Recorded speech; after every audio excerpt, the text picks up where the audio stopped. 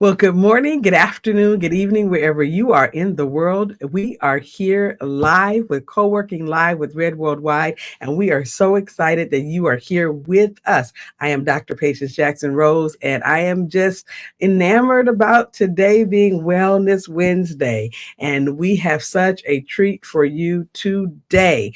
Coach Crystal is back with us today, and she's going to bring us just a phenomenal session. We are loving having the ability to have her with us on Wednesdays, and we are so excited about it. She's going to be with us for a few weeks, and so I'm just thankful that she's here, and I don't want to take up any time. I want to give her all the time so that she has the opportunity to share with you what it is that she's prepared. But I do want to tell you this.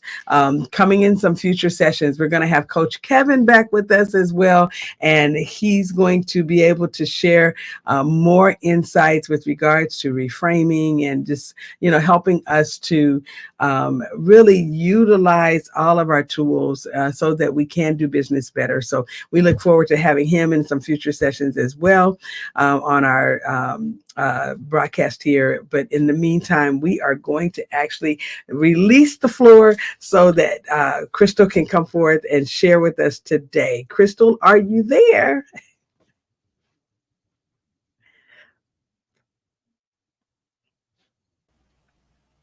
Oh, there she is. Oh, yay. Okay. All the way from Destin, Florida, or is it Crestview, I think? Florida. I am so Yes. excited that you're here with us. Thank you so much for coming and for making time for us in your busy schedule. I know that you've been speaking a lot, but this is an amazing time for us, and we look forward to everything that you're going to bring, to us today. What are you going to be talking about today? Well, today, thank you. And it's such a pleasure. Actually, we're going to talk about self-sabotage, how to break free from that. And we're looking at some strategies to overcome it, to break the cycle, to look at some of our behaviors, and just how it applies to personally and in business, because they do bleed into each other. So we want to do some strategies, and I want to give you some thinking, some action steps, and just jump right in and just move on, and let's see what we can do to stop that, even though it's natural to do so. But we just want to see what we can do about breaking free from it, from those chains. Well, I am excited. I want to be just a fly on the wall, just so I can be a learner among learners. So, with that, I'm going to go backstage so you can just have the full setup here. Please, share with us everything that you brought. All right, not a problem. Okay. All right. Jovan, you can go ahead and start slides for me, please. Okay, we have, like I said, breaking free from self sabotage. And we do this every day, sometimes not even thinking about it, especially when let's say, for instance, we could start our day waking up early or the alarm not going off. So, as that quote says, your worst enemy cannot harm you as much as your own guarded thoughts. So, when we guard ourselves, a lot of times we add more stress and more cloudiness. So, I want to work with you, just give you some ideas and overview on how to overcome the inner enemy. And I love to say, within you, if you look at the word enemy, it's inside me, is how I look at enemy in me. So what can we uncover today? We're going to get the strategies and just moving forward of what actually is sabotage. How can we change it? Give me some practical tips on it also. What can we do? Making sure that it's moving here for us. Did you see it change on your screen? This one I need to make sure. So understanding self-sabotage. What exactly is self-sabotage? It's basically, it's active and it's passive. You're preventing yourself from reaching your goals, and it's any type of goals. It can be your short term, it can be your long term goals, and it's any behavior or thought pattern that blocks the success that you have and the stress that you're actually coming on and moving forward with. Another example, when you sit, I want you to think about what is self sabotage. What are some life examples that have it? For in business, You can procrastinate on crucial projects that could advance some of your careers, and something personal that can have you can avoid the difficult conversations. This can happen in business too, avoiding the difficult conversations that you have also. So the difficult conversation aspect is how it could lead to having better relationships, better conversations. And this doesn't mean your personal, if you're married, if you're a boyfriend, girlfriend, these are friendships. These are ones that to keep going on and moving on. What are you building? These are new relationships. These are new people that can help advance you in your career and personally, especially where it needs to go, what you can and what you can't do. Another one is health and fitness. You sit there and say you continuously supposed on starting a workout routine or eating healthier because, oh, when you say I'm gonna do it tomorrow, I'm gonna do it tomorrow. It's the belief that you're thinking that you don't have enough time, despite knowing it would improve your well-being. So what else can we do? It can be an aspect of financial management is another one. And this is in personal and business. I'm going to interchange these both, give you some examples when it's in personal and when it's in business aspect. In financial management aspect of it, it's avoiding checking your bank account or budgeting because you're in fear of seeing how much you've spent because you're trying to do your best and staying on budget. It's going to lead you to more financial stress. It's going to be poor money management, but it's a self-reflection of you. So instead of taking it and looking it in the face and saying, no, I'm going to do it today, you kind of get a shame aspect of it, or you start beating yourself up. So instead of you taking the choice and the time to, let's say, let me do that, let me face it, let me not avoid it, go ahead and do that, because it's not shaming, it's showing the growth that you have for yourself and what more that you want to do. It's unraveling some of the sabotage. Some of these lessons also, they don't come from just what you have done. Some of these are maybe just what you've seen, especially as growing up, something that we saw parents do, or just the environment around us. We kind of take on the environment and what people do unintentionally because it's there. It becomes routine as we use our different senses. Our vision, our hearing, sometimes it still feeds into our mind. It still feeds into what our minds are processing, and it makes us like a robot. It makes us do it in a sense. I mean, we do have choices to whether take it in and process it and act on it, or we have the choice to not sit and act on it. An example too is like networking avoidance. Some of these other things is you don't want to go network because you're uncomfortable being around a big crowd, or it's an event that you haven't gone to before, it's new, despite knowing that networking, it could open up new business opportunities for you and partnerships. You just will still avoid it, declining invitations, or you'll say you'll go when you really, you don't want to go, or you're going to start doubting back and forth. Should I go? I don't want to go. Or it's like the fear is actually starting to actually take over. And that's not something that you want to let take over for you. So as we're looking at some of the roots of self-sabotage, where is it coming from? A lot of times it's the fear of failure, as we see. So why do we self-sabotage? And sabotage, actually, we sabotage our greatness because of our fear. And then put the word fear and add another word after it. As we have here, fear of failure, the fear of success, we have imposter syndrome, and we also have a low self-esteem. So for an example, when the fear of failure, as you're avoiding risk to prevent potential disappointment or even embarrassment. But this is our lens. We may feel we might be embarrassed, or we're not good enough to do something, or we don't know enough. For instance, a lot of people in public speaking or even presenting, or we're not as good as they are. We might make a mistake. We don't want to look as embarrassed, or we don't want to look green. But in order to overcome that, we have to actually do that. And as an entrepreneur or a business person, an entrepreneur, for example, they might be avoiding expanding their business because they're afraid of not being managed the growth. So you're stunning yourself because of fear. The next one is the fear of success. Growth is good when it's coming in, but you'll stop yourself because of the fear of the increased responsibilities. And that's one thing that I see a lot of people working with a lot of people in Cumming County, they don't think of fear of success. They just think of fear of not doing. But to me, I think fear of success I see is a lot more because of we're kind of accustomed to programming of what fear or failure, the feeling with it. Fear of failure has such a bad negative connotation to that and what we're taught. Failure is bad.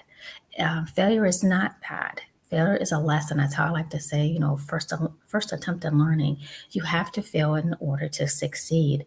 With failure, it is you don't know if that solution is good for that problem unless you try it.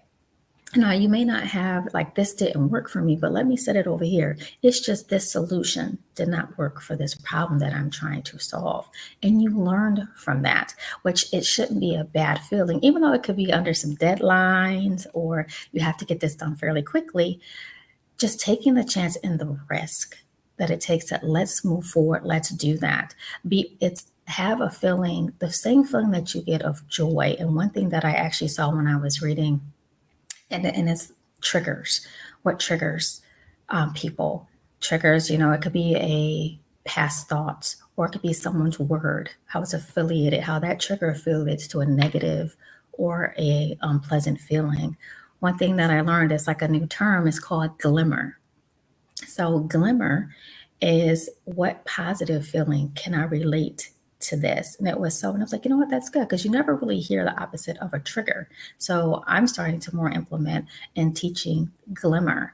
Where can I invoke this positive feeling that it didn't work out, but what did work out for me? Be proud of yourself that you even tried to cross that line to even do it.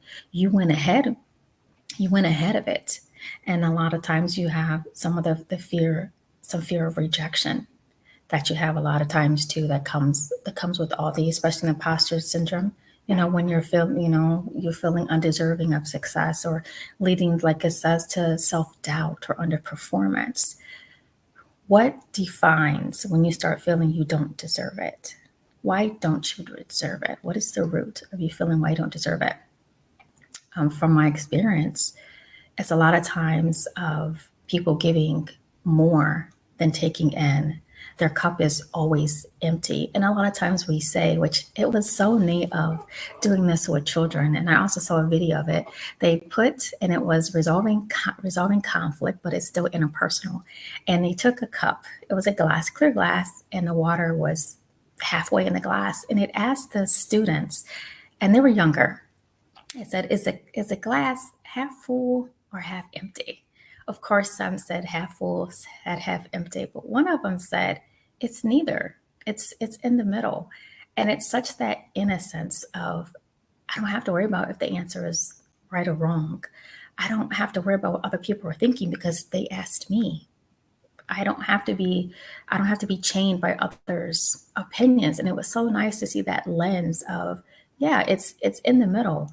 I can either feel like it's half full, and this is how relating to triggers and glimmer. The glimmer of it is it's half full. I only have a little bit more, or it's half empty, and I'm going on empty. All my eggs are in one basket, and I'm depleting them. Or, like we said, in the opposite view is it's filling up more. I only have halfway to go. So when you think about these, especially in relationships and in business, a lot of times is, what about when we delegate? We resist to delegate a lot of times. If you look at that glass in the half full and half empty, a business person or yourself, you might avoid delegating tasks to your team or keep them all to yourself because you're fear of losing control. Or you believe that no one else can do this job as well as I can. So I'm going to do it myself and I don't want to give it away. And this often leads to burnouts and your stunted business growth. And that's what we don't want. But it's the fear of delegation because you don't want to let go. And I see this a lot with people, or the departments are small, or they downsized, or even people just starting a new department because they don't want to, they feel they, which is good, you want things done right, but you still have to, you got to implement trust that they're going to do it. They're going to feel they're not going to be able to do it as well as you can, or they may even do it better, but you won't know until you give them that opportunity to do so by delegating that actually to them. And it's neat to see when you release just a little bit of that and move forward, it gives you that confidence that you can do it again. So we have to practice that. We're practicing accepting the fear of failure, but putting a bit different um, feeling with it. Fear of failure can be positive for that, because you have to have failure and to have success. And what I mean by failure, like I said before, you have to have a lesson before you can succeed. So you can do it, so you can do it again. But also don't get in that comfort zone box to stay there and complacent with doing the same thing over without opening your mind and looking at other ways or more efficient ways to maybe do different things. One is too, when we look at all these roots of self-sabotage, is pursuing your passion. So not pursuing it is, you may have a lifelong dream, and it's like writing a book or starting that new hobby. Because you're afraid you won't be good at it, it's okay, because you might fail, but I like to say you might learn a lesson. It can lead to regret, it can lead to unfulfilled potential. This is what you're thinking when you're actually having that fear of failure. Launching new products, you might think, they may not like the product. They might not like the service because it might not succeed in the market. You can do all the research you can, but until you actually step forward and do that, you're missing an opportunity for your growth and innovation, because you're very smart and we're all made uniquely with our gifts for us to sit and give them to the world. We have to give what we have. No, and that's what it comes to when I say, and especially with that fear of delegation, we have our gifts that no one else will be able to, or as good as we, because we have our own thinking and we have our own experiences. And that's what makes it good when you have a team and you spread it. So spread the root of disabling the sabotage, but recognizing some of your roots of self-sabotage. And one thing too that I, working with other people also, another big one is, let's take it personal. Your 5 pillars are taking care of yourself inner, as we said, like in that the cup being half full. And let's say a weight loss journey. Many of you may be trying to weight loss or tone or just get in a better health position, period. You may be fear of the attention or expectations that might come with achieving your fitness goals. But again, we're letting those opinions of others instead of standing strong on what we are. But we have to be able to not worry about that, especially with the imposter syndrome. I see a lot with students, or even these are lifelong learners. It doesn't just have to be people, thinking the younger they're in the students. It can be you downplay your academic achievements, or applying for an advanced degree or position because you feel like you may not qualify for that. Yes, they do have an outline or a blueprint in academic achievement of what it takes that, but sometimes think outside the box. You never know what they can substitute sometimes. Sometimes personal work experience when it comes to academics. I know lifelong experience can substitute sometimes for, let's say, a degree. And it doesn't, I think the biggest thing too comes from it when just ask the question. It's okay to get a no. The word no is not a bad word either. And that's another thing. Also, that some people, they come out of their comfort zone, they don't know how to say no, or they're afraid to say no because it might hurt someone's feelings. But then we put ours, as it's like to say, in the root of the tree. All these roots at the bottom of this tree are you. They're your dreams, your aspirations. You look at it that, but they're mixed with some of your fears. Some of those fears in your self-sabotaging, they're rotting at this root, and your trunk cannot be strong, and it can't branch out as it branches at the top. You can't bloom from that. So you have to get rid of your rotting roots. Or I like to say also is heal those rotting roots. So they're stronger, they all can work together. Use it to your benefit and get some of that weight off you and show that you are this person that you believe you are. But those roots are there. They're made there, but it comes with pruning. You have to prune them. We have to prune ourselves and see what is left. What can we, as you know, with some plants, they get too many in the flower bed. You have to separate some of the flowers so they have more room to grow. That's what we need to do sometimes with our roots. We need to separate and plant more seeds when it comes to delegation with our businesses and move forward. And now things that I like to look at is, how can we, what do we do when it comes next? What we're doing? How can we recognize some of these self-sabotaging things? And when it comes to business, the number one thing is procrastination. I like to say is eat your frog, eat the biggest frog. And that's the book too that I like to read and actually give to students and some of my adults clients is stop delaying those important tasks. If it's going to take the longest, just do it.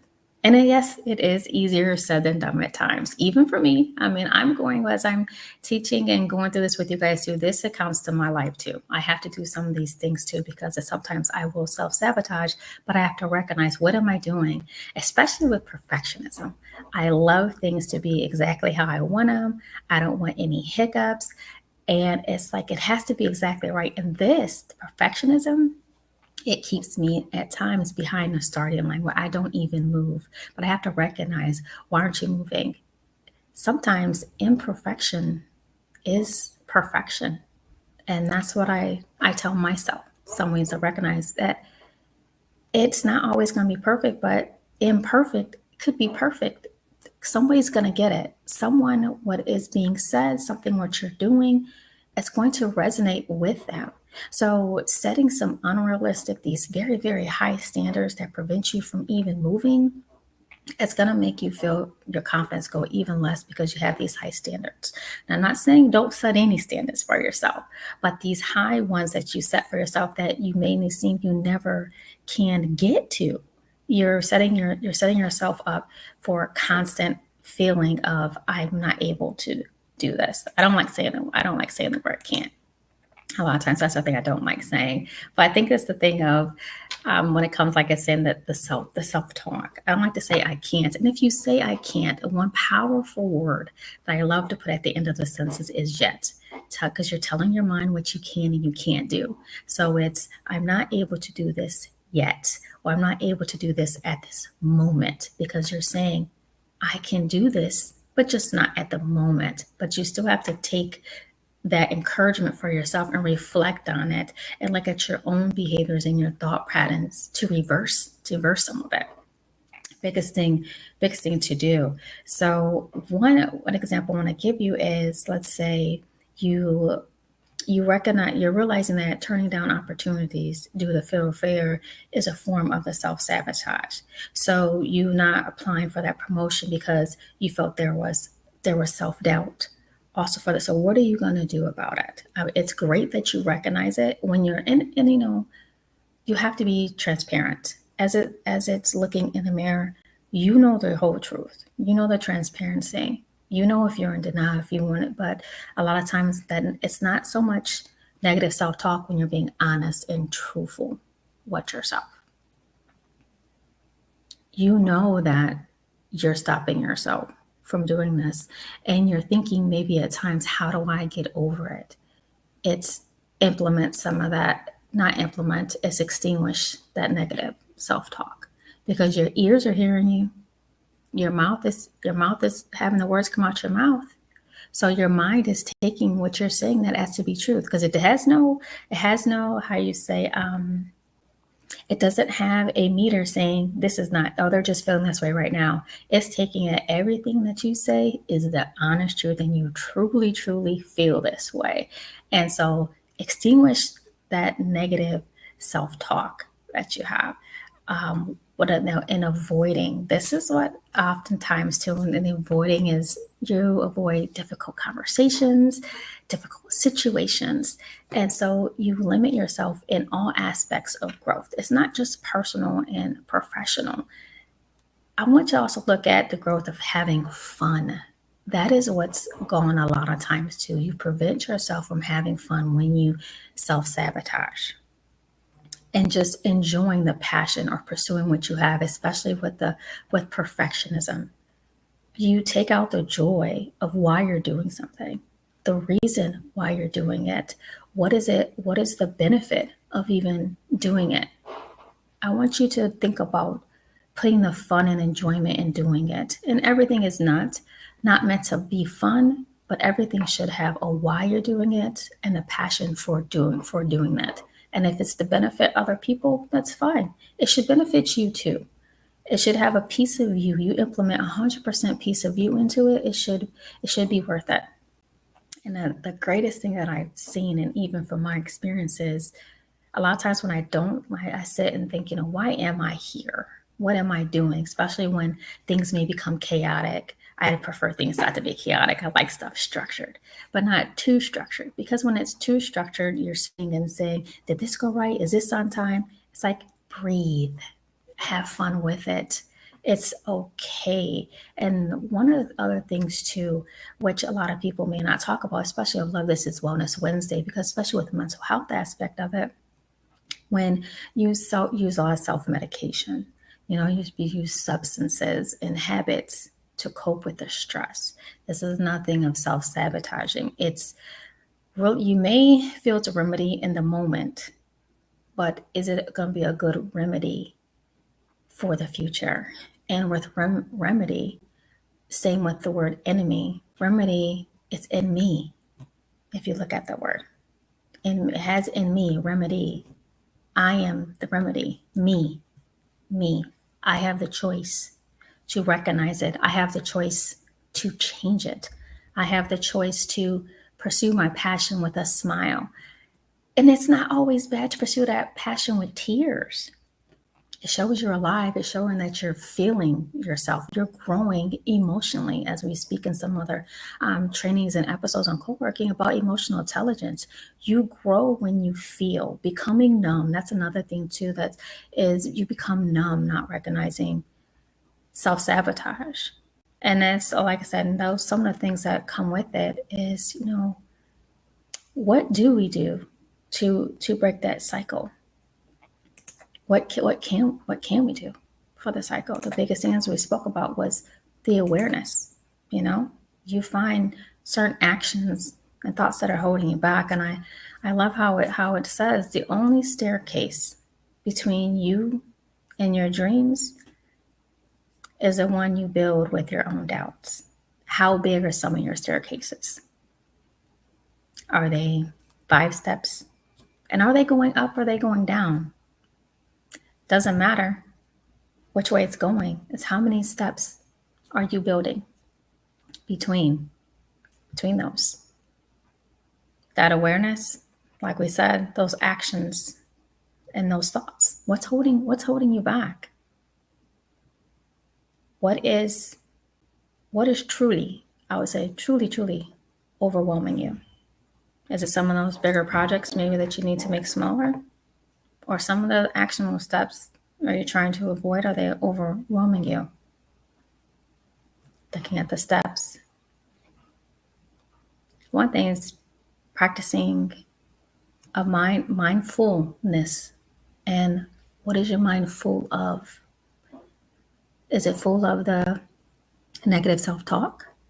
Is your mind full of positive self-talk? And like I said, it's okay to be in the moment when it can come out negative. But again, it's not so much negative, so much when it's truth. If it's a fact and it is happening, but you just don't linger and stay there. You say it because you're feeling it. You're working through that. But be a part of it. But what are you filling your mind with again? Have your mind full of positive thoughts. Have your mind full of things that you want to change. Shift your mind. As you're saying, replace those empowering ones. And it's the best thing to look at too is if you're a mentor and you have people that look up to you. When it comes to if you're a parent, a teacher, your role model, all those role models in one way, shape, or form. And whatever we're pursuing and what we're doing in daily life is, what would you tell maybe the younger you they like to say? Or what would you tell this younger person that is coming up and you don't want to repeat your errors, or I like to say your life lessons. You make their journey a little easier because you're exposing some of the mind shift remedies that you began, and you start implementing some of these, taking it in. What would you tell them if they came to you? What would you say to keep them moving, to even keep them going?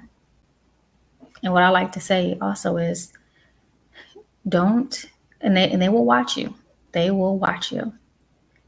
If you're gonna say something, I would say you walk with them side by side with it. If I'm gonna tell this person to do this, I need to do the same.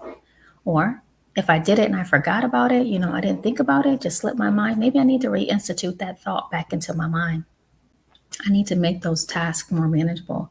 I need to build that momentum and confidence saying, yes, I can do that. I need to take each one of those steps and just step up one. It may choose to take one of those steps once a day, twice a day. How many do I want to climb today, right now? And the last is that reflecting and adjusting. Reflecting is, what can I take out of this? How far did I go? How much did I move in this? Or maybe the needle didn't even move. But physically, a lot of times we look at physical progress, the tangible progress. What about some of the intangibles? Some about your mind progress, or how you react. That's one of the biggest ones, your reaction to a lot of, let's say, difficult conversations that we said, or some difficult relationships. What necessary adjustment do we need to make in our approach to move forward? How can we tackle this next one when it comes up again as I'm reflecting on it? What is my mind saying? What are my thoughts saying? My overall wellness, what is going to give me peace to move forward? And sometimes when it comes to responses, sometimes silence is a good response. Some people don't like silence, but it's a good response, especially when you're reflecting and you want to adjust and move and pivot in a different direction. Or even, I'm saying, even response. You say, I used to respond this way and I didn't. And sometimes we're looking for that external validation. Validate it internally with yourself. They may not know where you came from or what you've endured. You do for yourself. You know what you've done. So it's reflecting just that way with your confidence. Take the pieces that you have let flow in the wind like pollen. Take them back. They're going to collect how pollen collects on your car and you have this layer of yellow on your car. Take that layer, that blanket, and lay it on yourself and absorb it back in. Take your pieces back to be your own remedy. You are your own remedy. At times, yes, we need outside help. Outside help can give us suggestions, strategies, and ways to do it, but we have to choose to implement them. We have to choose to break the cycle. And when you break the cycle, you'll rise higher in every step that you take, every step that you make physically and mentally, and breaking your cycle and taking that action from your cycle that you have. Some of the cycles that we have, we got them imprinted when we were younger, like I said before, but what we've seen and what we want to do and move forward from our parents, from our friends, we have to exchange and get rid of some of those out. So we just have to adjust and pivot. As I said, some way to see these more clearly is, how can we do this? What are some of the strategies that we have that we can do next? What are we going to be able to do next? Some of those is, I say, is set those clear goals. They're SMART goals. A lot of times, define them. Be specific with it. Measurable. I'm going to get this done in a week.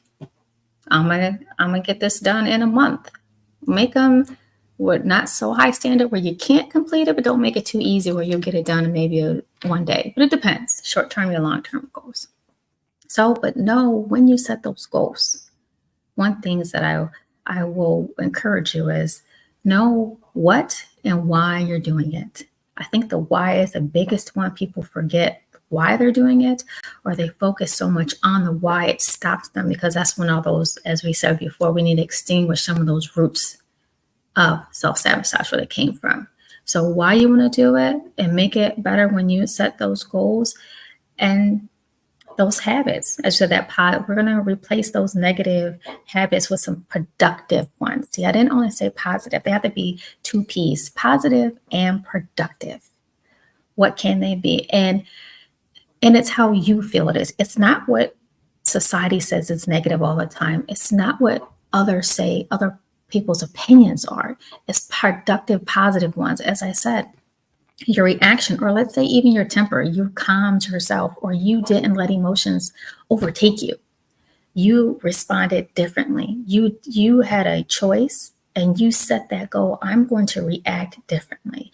I'm going to react more positively. You're starting to have this more productive, positive habit that you're doing. And be proud of it. Enjoy those small wins, especially surrounding yourself with a great network. And the network, sometimes your friends aren't always your friends. There can be your frenemies a lot of times. It's like, are the people that you're surrounding, are they there to uplift you and help you enjoy some of those small wins, not just the big wins? Are they there for mutual benefit?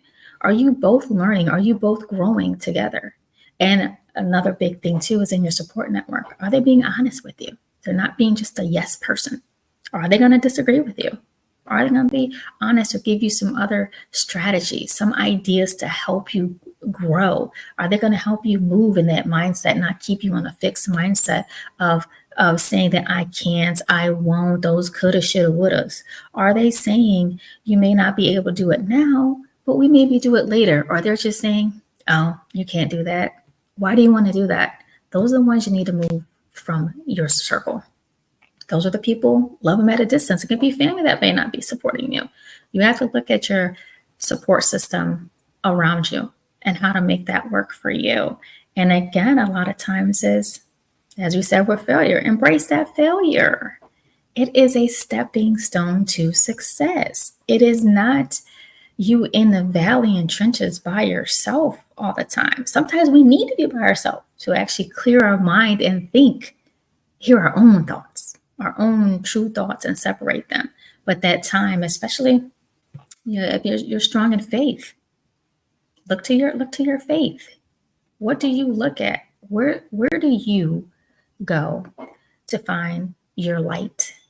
Where do you go to find your power, to extract it and implement it in yourself? Go to those places. Go to those people. Sometimes, like I said, it's not bad when you feel in limbo, in that uncomfortable zone of not knowing what else to do. It just means you just developed and grown to another level of somewhere new. It's like walking into a building you've never been and you have to learn that building. You learn the first floor, let's say like in a mall, it has two different floors, let's say. You know where everything is on that first floor. You know how to get there within a couple of seconds, a couple of minutes. But wait, they just changed it. They just rearranged the first floor. Now you have to start all over again. This can be a little anxiety sometimes, a little uncomfortable, but you go in there and do it. Just means, okay, I'm making my mind stronger. I'm opening myself up to change, to being spontaneous. When I'm so used to and comfortable with, I have to know all the details. I have to know everything. I have to move forward right now. I can't move until I have A, B, C, D in place, and I can't have any mistakes in it. But sometimes, as I said, that masterpiece, that just glass masterpiece that just broke and fell over the floor, is it a mess? Or are they just individual beautiful pieces that I have to just take and put back together again? And then it may fall again and break again. I just have to make another beautiful masterpiece. We have different pieces that we may feel like we break a lot of time. They're beautiful pieces of us. The pruning part, there were beautiful pieces of us at that moment, maybe, that helped us survive and move forward. But now we're going to replace that piece with a better version, I'll say, that helped us grow and move forward to be that better growth and version of ourselves. So it's embracing a lot of that growth that you have, those positive habits that you have that you want to say. A lot of times is, I can do it. There's really nothing, as I say, that you cannot do. It's what we choose we can't do. And if we cannot do it yet, if it is not our strength or our gift, there is somebody that does. And be okay to ask for that help. That is another thing, asking for the help that you need when you need it. The tools in your toolbox, you may need to get another tool. That's another team member. That's another person whose gift is can do something better, faster than you can, but it's still going to help you move forward and get rid of some of that self-sabotage. It's okay not to have all the tools you need in that toolbox. It's okay. That's the reason you have people around you. That's the reason why you go to a store and go buy what you need. Go out and network and get the people that you may need to help you move forward. And another strategy too, sometimes it's you may need to have a coach, or even with therapy, or some of the roots in your tree. Do you need to heal from them? Do you need help learning how to heal from them? So they can provide the essential tools and perspectives that you may need to move forward and implement to take those actions. That is okay too, because you are investing in yourself and you're moving forward and implementing what you need to give you your peace of mind and giving yourself the happiness and joy that maybe you just forgot about, or that was just, I would say, just put on hold and paused because of other feelings and other emotions have overcame and overwhelmed yourself with that, which is, as long as you don't stay there and you don't linger there. You have to feel it, not numb it. Because when you work through it and you find coping mechanisms and strategies, if that feeling comes up again, you know how to handle it.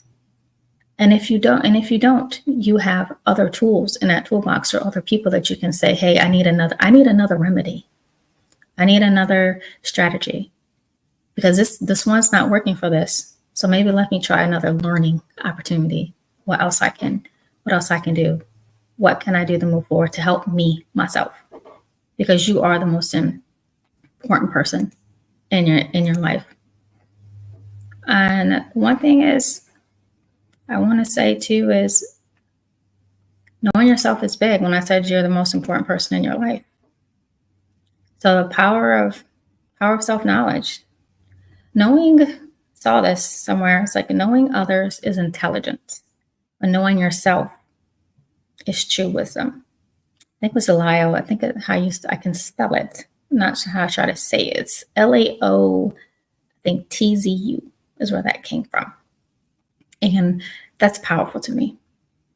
You can learn, you can be a profile of others, but learning who you are is true wisdom as yourself, especially how a lot of times, especially with me recovering from brain surgery, I sit and say, that's how I was, and I want to get back to how I was. That's incorrect to say because I'm not being specific. Some things I want to be better at or do just as well before the injury occurred. And to me, you have to say, I want to be a better level, a better version. So when we have the power of this knowledge, that self-reflection is what I'm speaking about, of examining my thoughts, my feelings, and my behaviors. I love to journal and I love to write to get it out, to clear my mind, because those are in the way. It's kind of like when you have a train track and you have all these tracks moving and nothing gets out the way. So in order to get out the way, I have to maybe, instead of riding on that engine going so fast, I have to ride in a caboose so I can sit and look at the big picture and not just focus on the small things sometimes, because the small things are sometimes drowning me and keeping me there. We have to move like the engine, but also slow down, not going so fast, so we can see the whole track and the beautiful scenery that's on, let's say, that mountainside that we go. So seeking that feedback, but I also encourage you too is understanding your better self by working areas where you might see yourself sabotaging. So it is getting that feedback from others. As I said, get it from a source that has good intentions for you. They're going to be honest and they're going to show your blind spots and your strengths and tell you how to capitalize on them, but even capitalize on your blind spots. Yeah, I might not be able to do this that well as that person, but I have this person that can help me do what I need to do. That's a strength when you can be aware of all of that. And again, it's the professional help.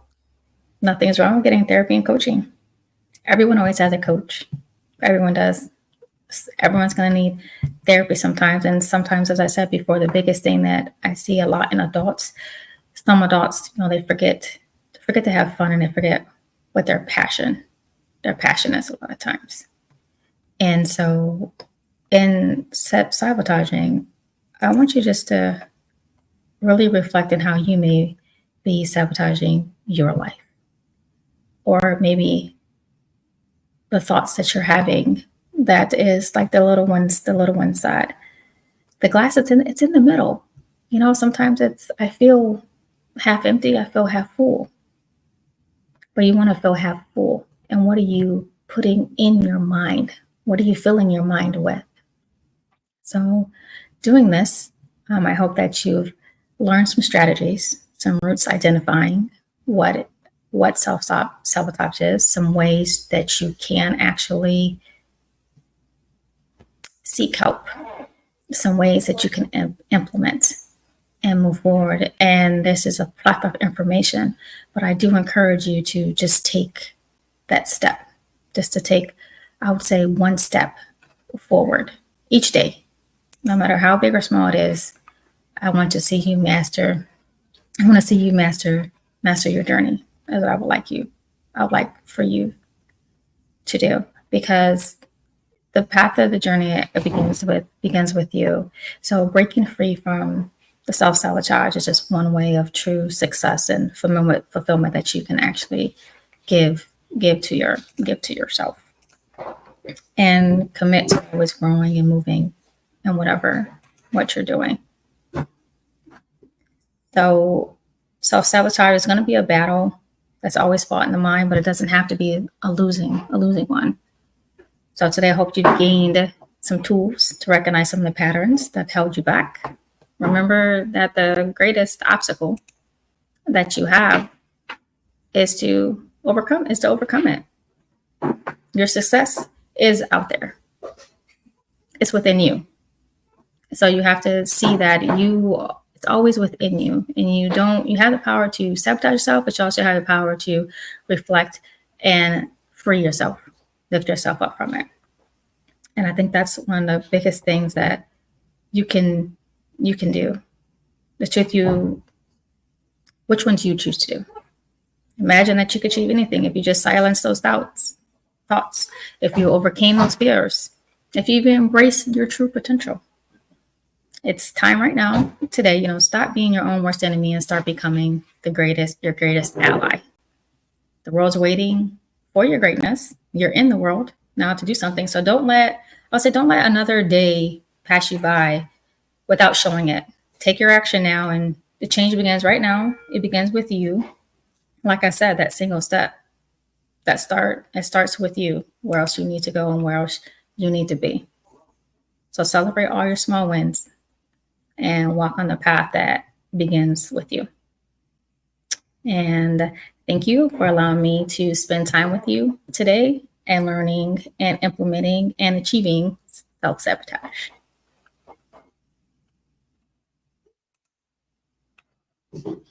So good.